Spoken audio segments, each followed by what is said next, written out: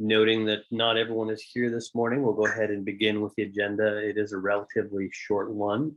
There are 3 items on our agenda. The first one is discussion of approval of the routine expenditures. I'll move approval. I'll second. If we don't have a quorum, I don't suppose we can actually, I mean, we'll go ahead and vote, but I don't suppose these motions actually count. We do it as recommendations today.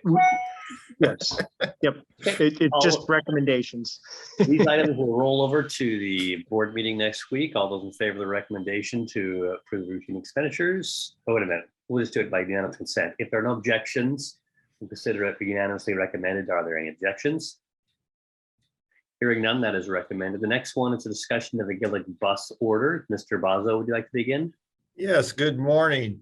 So staff is requesting the executive committee recommend the board of directors approve a purchase order for actually it should be 2023 capital budget commitment for 8 40-foot diesel transit buses from Gillig for a total expenditure of $4,828,398. This includes spare parts, 5% contingency, and sales tax. We're using this Washington State contract 06719. We're also requesting federal funded make-ready equipment installation and independent plant inspection allowance for $99,000 and a non-FTA funded parts and equipment allowance of $50,000 for a total project authorization of $4,977,398 budgeted for the 2023 budget. The background, these will replace the 2011 model year Gillig transit buses. They'll reach their useful life next year of 12 years. And we want to replace them with new diesel buses. There will be about an 18-month order time. So we're looking for delivery next August. Ordering of these buses before April 1st, we've been told will prevent us from having an 8% price increase on the state contract. That would increase this purchase by over $300,000. So we're looking at getting this approved this month, we hope. The capital budget expenditure will be in the 2023 budget, if approved. The financial impact of this purchase or this project will be 80% FTA funded using 5307 grant. And that would be the amount of $3,941,919 with a 20% local match of $1,035,480. I got an extra 1 in that 3 million number. I don't know how that got there. We'll surplus the 2011 buses we're feeling that we typically get $3,000 back from auction or a approved resale based on previous sales. Questions?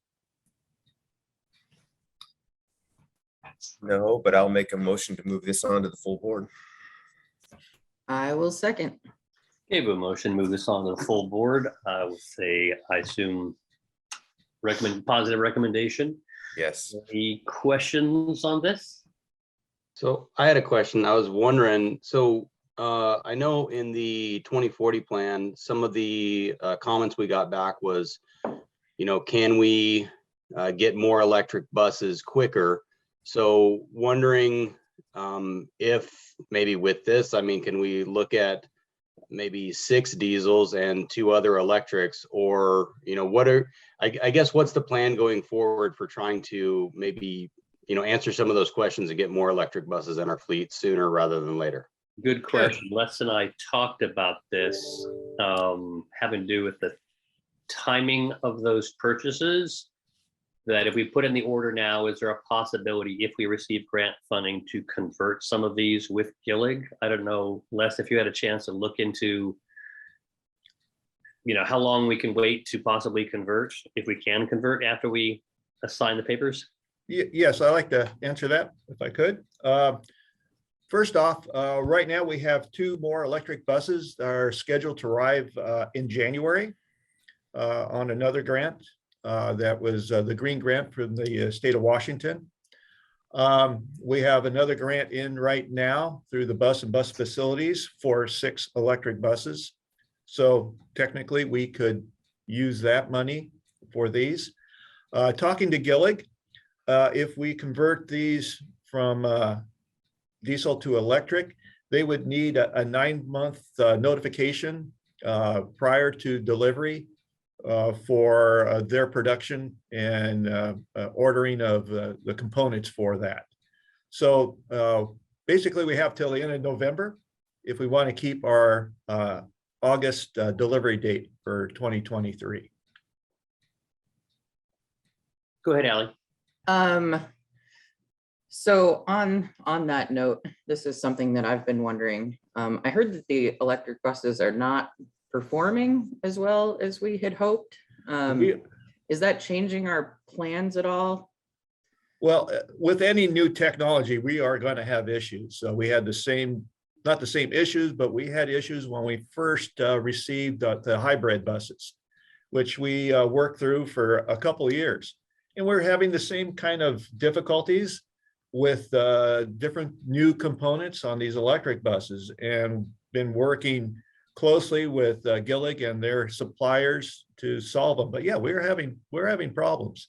One has been sit here waiting for upgrades and reprogramming for a couple of weeks.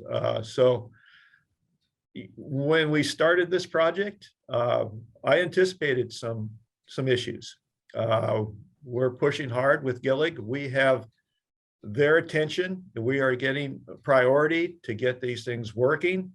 But yeah, we're working through them.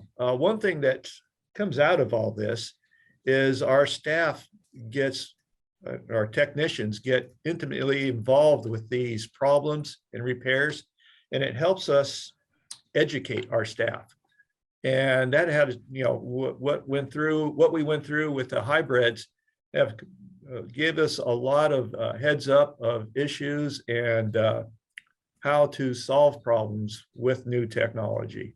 So yeah, we are having issues and we are working with them daily. Has Gillig sent out a trainer or anything Oh. like that? I hate Yeah. to ask these questions in No, front of they're Scott. great questions. Yes, we had a supplier technician here this week. We had Gillig's technicians for the last several weeks. We anticipate another one next week. We're constantly having staff come in, and we have a standing bi-weekly meeting with their staff back at Gillig to work through these issues. So, I wish we didn't have them. We all wish we didn't have them, but this is the way this technology evolves. And this is their kind of first round of electric buses, right? So, Correct. I mean, Correct. I feel like we should get some kind of credit for being the beta testers. But I'm Well, kidding. Thank you. Yeah, I wish. Yeah, but like I say, we gain a lot of knowledge working along with them. To Ally's point, though, do you or anyone kind of have doubts about whether these units will eventually work out, or are you still feeling like this is par for the course? Right now, I feel it's par for the course. We've had one bus up till this week was performing real well. They had some reprogramming done a couple of weeks ago. Basically, what we're having issues on is the heating of the bus, which draws a lot of energy this time of year. So to counter that, we did put a diesel heater on these 2 electric buses. And with that working, we've gotten very good performance, the same as standard summer, which we can get about 150-mile range. And to extend that, we're planning to put a charger at our Cordata station so we can do a midday charge to extend the range. So those are the things that we have to plan on for the future to make electric buses work in our route planning.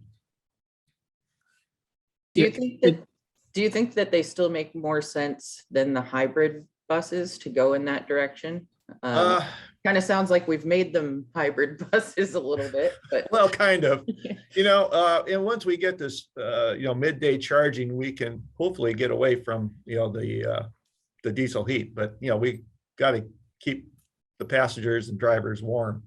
The hybrid buses, basically you have everything a diesel bus has, an engine, and also all the things an electric bus has. So they're more complex, more things to repair and maintain.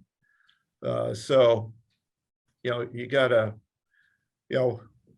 my feeling is if you're going to commit to a battery powered bus, which is what a hybrid is, you go full electric. But thanks. we're I still working appreciate on it. I appreciate it.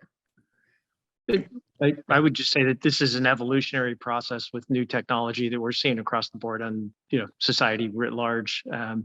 And as we're working with these, we're seeing that drivers operate them in different ways. So there's training that goes along with that, which routes they can go on, length and so forth. So it's a work in progress, but ultimately it's worth doing at the end of the day. And that's where I think WTA a couple of years ago was precedent in the way they set it up, of bringing in a few to do these as not one-for-one replacements, but to work through these things and be able to see which routes. And Mike had predicted, much like with the hybrids, there would be some issues. So it's a good opportunity to keep working through these as then when we hit our stride where we're actually doing the replacements, we're doing well on them. You had your hand up?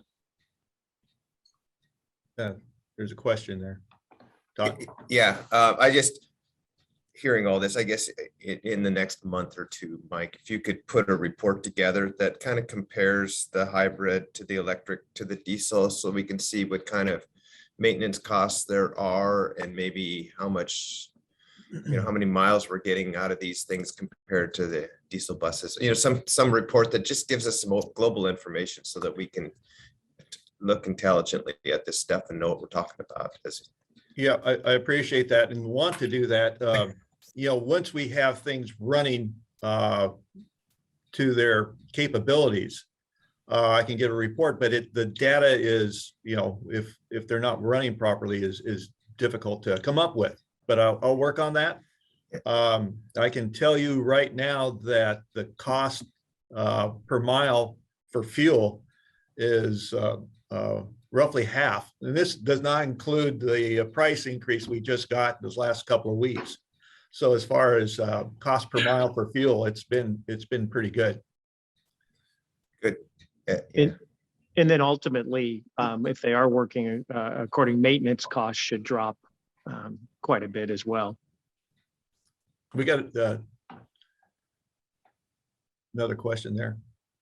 I guess I'm interested in in the battery life too, is how, are we getting what they suggested we would get for the trips? And then I guess you're telling me that because we had to run heaters in the winter on the buses around here, that it takes too much energy to run the bus and the heater at the same time. Is that what I'm hearing?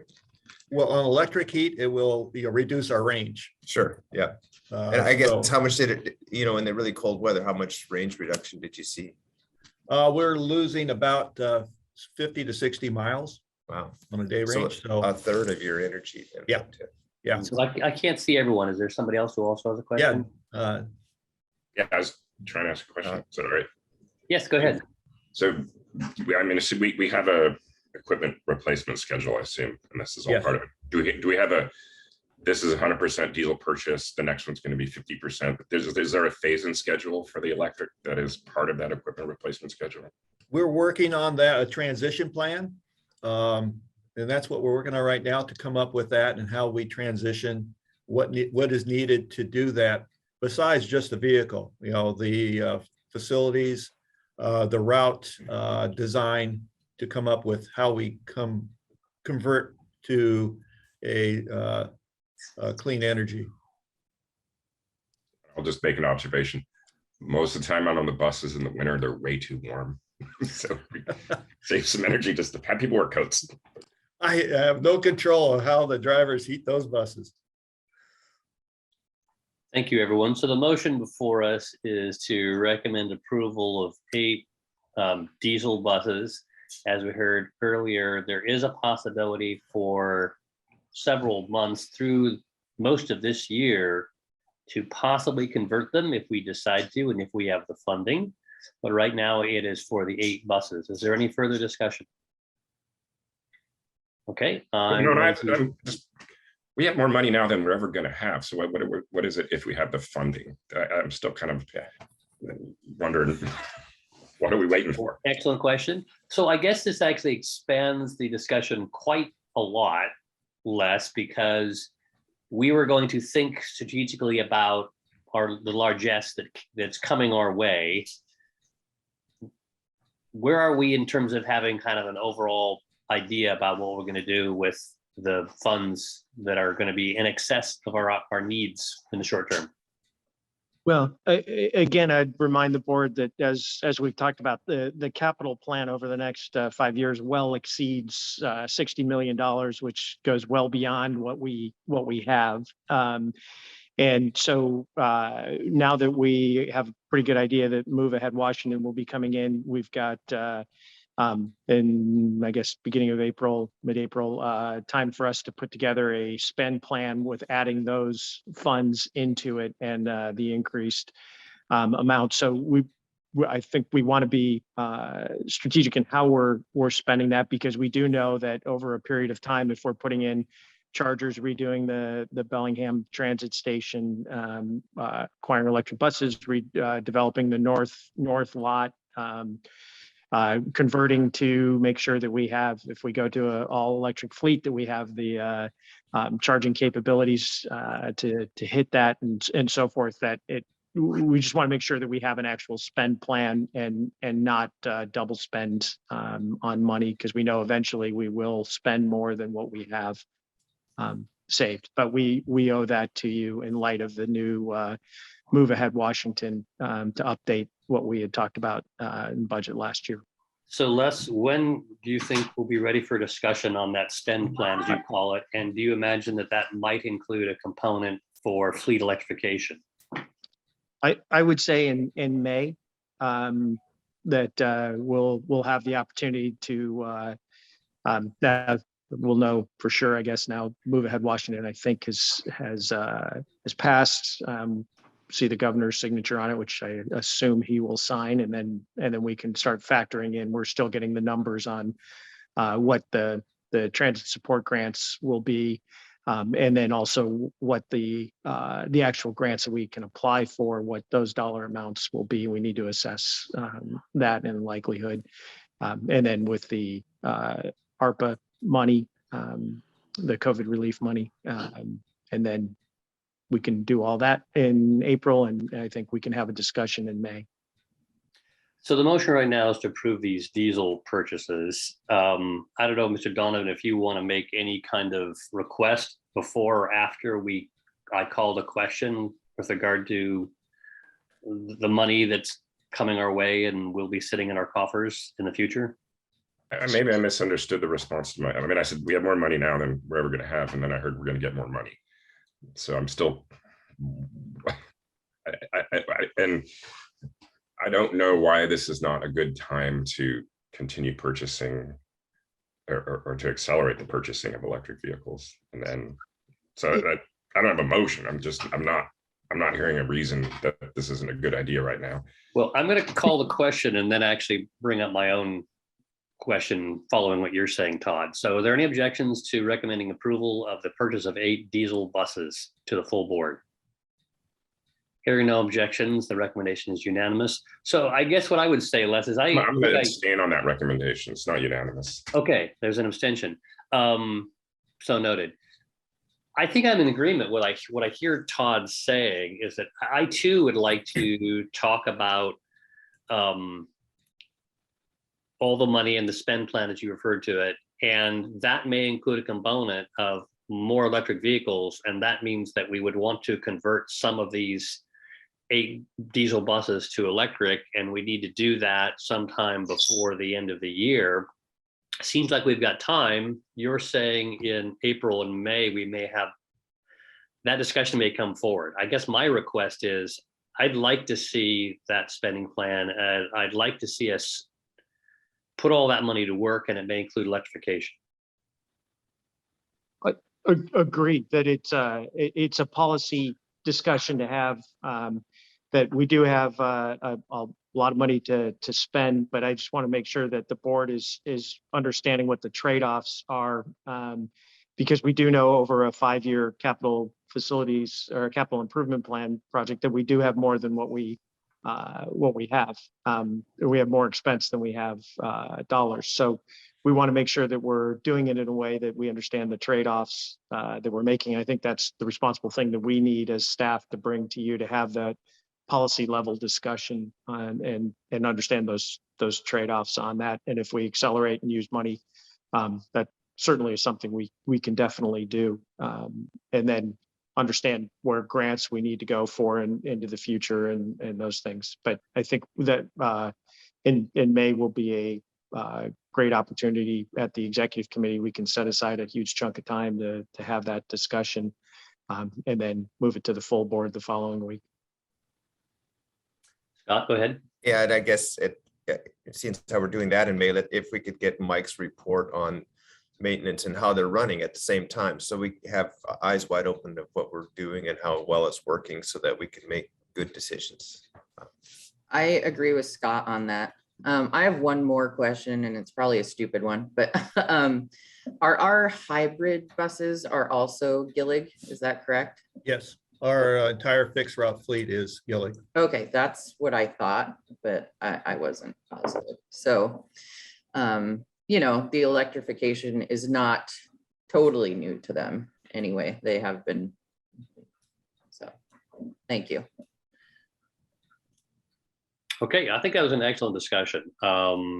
Thank you, Todd, for bringing up the whole forward-looking aspect with regard to the Move Ahead Washington and the ARPA funds and all that. We need to be strategic. That is, we, the board. That's kind of a board-level discussion. And I look forward to, Les, you bring that back to us in May with your thoughts and proposals. Is there any further? One thing Go that's tied to that, if I may, the Move Ahead Washington requirement is that we have kids ride free for 18 and under. So we will be bringing to the board a proposal to move from 17 and under to 18 and under. There's a few implementation things we need to work through on that, but we will be bringing that forward as a policy recommendation next month.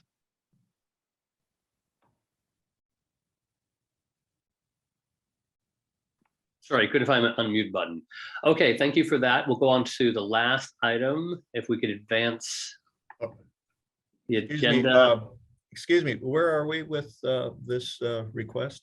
I called and there was no objections. So we consider that, and there was one abstention. So it'll move forward with a positive recommendation with Mr. Donovan abstaining. Thank you. And the last item on the agenda is discussion of approval of a contract for on-call transportation planning with Transpo Group. Tim, are you going to handle this one? Yes, that'll be mine. Good morning, board members. This is regarding the contract for on-call transportation planning consultant. We're asking that the executive committee send a recommendation to the board of directors to authorize us to enter a 2-year contract with Transpo Group for these transportation planning items.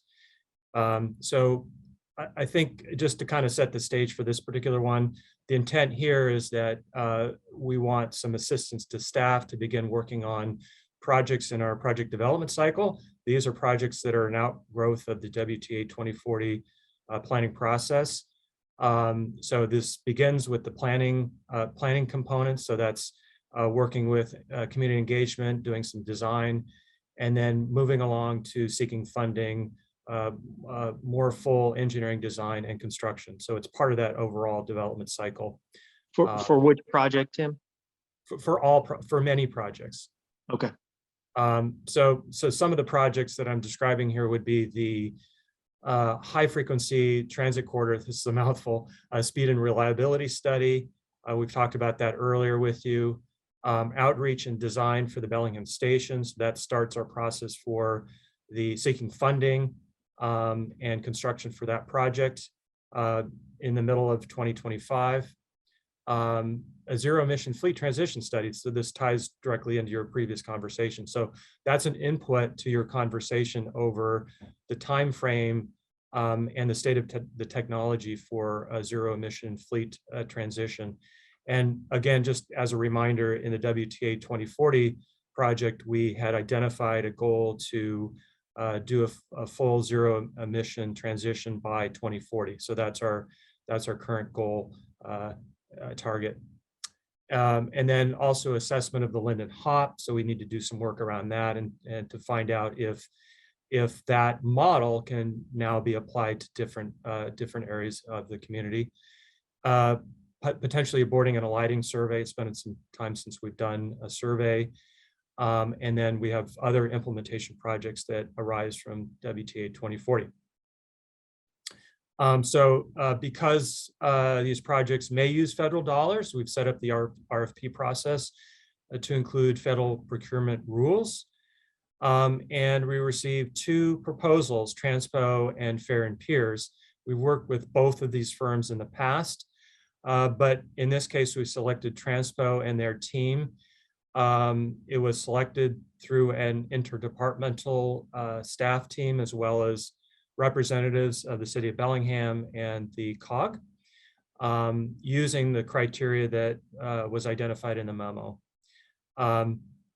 Both of these firms were strong candidates, but Transpo had the edge, I think primarily because they had a strong collaborative team that seemed to be able to accomplish the various tasks that we've identified in the proposal. They have a great track record of responsiveness with local projects. And then also they had quite a wealth of FTA experience. So we felt that they were very well-rounded to complete the various projects that we've identified.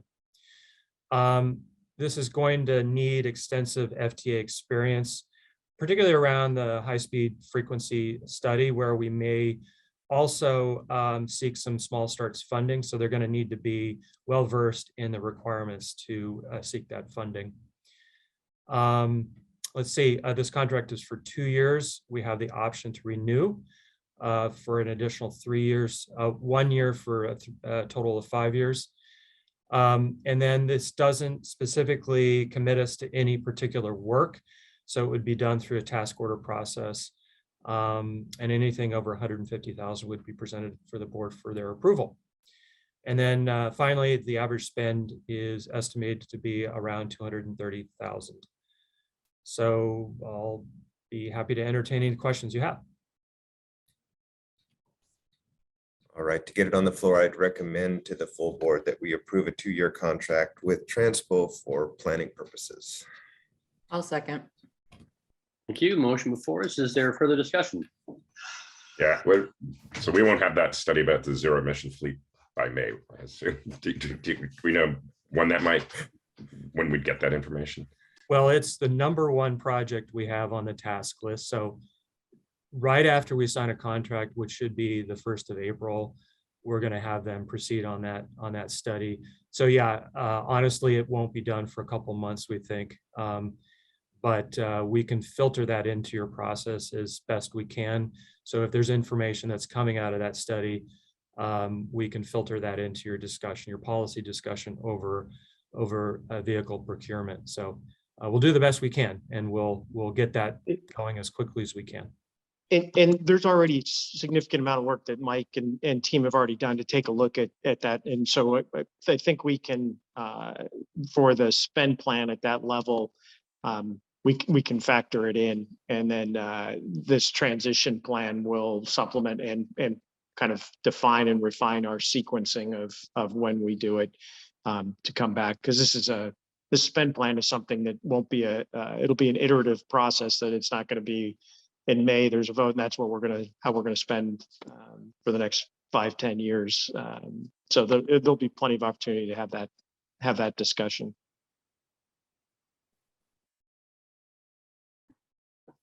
Any further discussion of recommending approval of a on-call contract with Transpo? So we only had 2 respondents, both of them large operations. How deep is the bench at Transpo for the sort of services we're looking for? I know they do a lot of kind of transportation consultancy, but in terms of the kind of stuff we're looking for, did they seem to have a deep bench? Yeah, they do appear to have a deep bench. You know, we've been able to work with some of the key staff in the past, and they've done very good work for the city of Bellingham and for WTA. I believe they worked maybe on our Cordata station. I think that's what I was told. But they are able to access their other resources as well.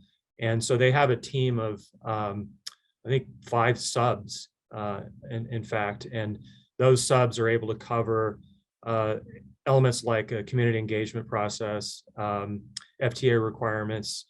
They have a consultant that does specific transit operational aspects, that's TMD. They also have KPFF on their team, which is coincidentally our A&E on-call contractor that would do the cost estimating and construction design and that sort of thing. So they have a very deep bench, not only within the firm, but elsewhere on their team. So we're confident that they can complete all the tasks fully. Thank you. Is there any further questions or discussion? Hearing none, I'm going to go ahead and call the question. Are there any objections to a unanimous recommendation to the full board? Hearing none, I'll go forward with the unanimous recommendation. Thank you. Any further business before the WTA board? Executive committee? Hearing none, thank you. 8:30. Good meeting, everyone. This meeting is adjourned.